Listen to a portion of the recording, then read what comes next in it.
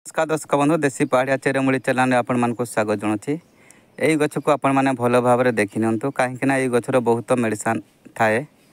तो यही गछर ना हूँ अशोक गछ। ये अशोक गछर कौन कौन सब मेडिसिन से विषय आज आपण मानक कहबी। जदि आपण मैंने मो चैनल नुआ अच्छा तो सब्सक्राइब लाइक कर दिंतु। चलतु जाना ये अशोक गछर जेकोसी रोग विषय केमती यूज करा हुए। तो आपण मैंने शेष पर्यंत मो वीडियो को वाच करूँ सब विषय जानापी। तो चलतु जाना। दर्शक बंधु जदि आपणकर पेटरे कृमि होची तो आपण माने किपरि अशोक गछ साहाय्य आपण मानक कृमि पेटरू छड़ाई पारिबे बा मारी पारिबे।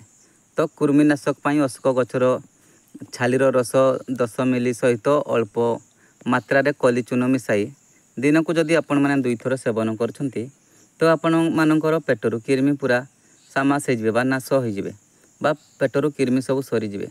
तो आपण माने एही मेडिसिन को भी यूज करि पारिबे। जदि आपण जड़े नारी अच्छा तो आपणकर ऋतुस्राव जदि किसी प्रोब्लेम होता है तो मासिकिया धर्म जदि किसी प्रोब्लेम होची तो आपण माने किपरि एई अशोक गछ साहाय्य आपण मानकर प्रोब्लेम को दूर करि पारिबे। तो मासिकिया ऋतुस्राव नियमित भाव में दूर करबा पई अशोक गछर मूलर छाली को आपण माने 50 मिलीग्राम चूर्ण करी दिन को जदि एक थर खाउछंती तो 7 दिन भितर आपणकर मासिकिया ऋतु पूरा कन्फर्म हो। तो आपण माने यही चेरमूली औषध को मागणार ट्रायल करि परिबे। जदि आपणकर ओरिजिनल झाड़ा धरिची तो आपण पाखरे मेडिकल नाई बा किछि मेडिसिन पाखरे नाही तो आपण माने किपरि एई अशोक गछ साहाय्य आपणकर ओरिजिनल झाड़ा को दूर करि परिबे। तो आपण माने सुनियंतु ओरिजिनल झाड़ा दूर करबा पई अशोक गछर रस 2 चामच लेंबू रस आधा चामच और सामान्य संधव लुण चूर्ण एकत्र मिसाई सेवन करंतु। देखिए आपणकर ओरिजिनल पूरा भल हो जिवो। प्रदर रोग पई किपरि अशोक गछ साहाय्य आपण माने ताकू दूर करि परिबे। तो आपणकर जदि प्रदर रोग अछि उपशम पई अशोक गछर छेलीर रस 2 मिलीग्राम एवं मेथी 10 ग्राम और छताबरी चूर्ण 10 ग्राम पानी सहित बाटी 7 दिन जदि आपण माने खाई दोछंती तो आपणक देहरु प्रदर रोग ठीक हो जिवो। जदि आपणकर रक्त शिरा फुली जाइछि बा ताकू किपरि आपण माने ए अशोक गछ साहाय्य दूर करि पारे।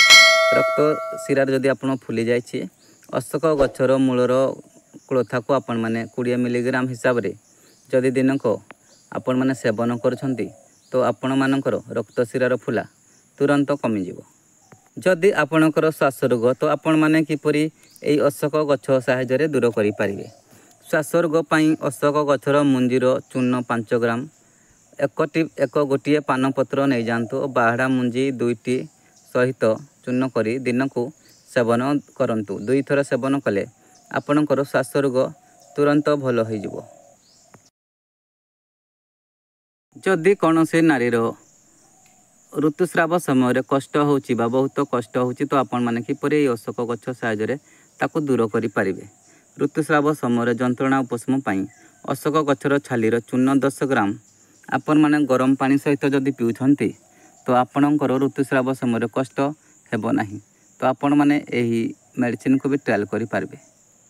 जदि आपण एक अर्श रोगी तो आपणकर अर्शरु जदि रक्त बाहर थाए आपण माने किपरि एही अशोक गछ साहाय्य तार उपशम करि पारिबे। तो आपण माने जानि नियंतु जदि आपणकर अर्शरु रक्त बाहरची तो आपण माने अशोक गछर चेरर छाली को आनी पकांतु।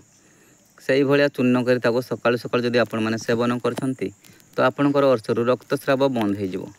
तो आपण माने याको ट्रायल करंतु। रक्त प्रदर पई आपण मानको कोन करबाको पड़िबो।